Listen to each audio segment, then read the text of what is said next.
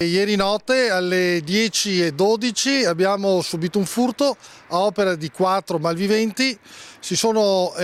Hanno scavalcato la recinzione, hanno forzato il cancello, hanno provato ad entrare per la porta principale, non ci sono riusciti. Successivamente sono entrati di fianco, hanno sportato la cassa con notevoli danni, buttando giù uno scaffale pieno di vini e liquori e rubando parecchie bottiglie. Tutto filmato, tutto sotto l'occhio vigile delle telecamere di videosorveglianza, eppure non è bastato a fermare i predoni che ormai stanno mettendo a segno colpi su colpi in tutta la Marca. Attività commerciali, aziende o abitazioni, non fa differenza. Così martedì notte i soliti ignoti hanno preso di mira la Da From di Castelfranco, azienda specializzata nel commercio e distribuzione all'ingrosso e al dettaglio di bevande, vini e prodotti per bar e locali.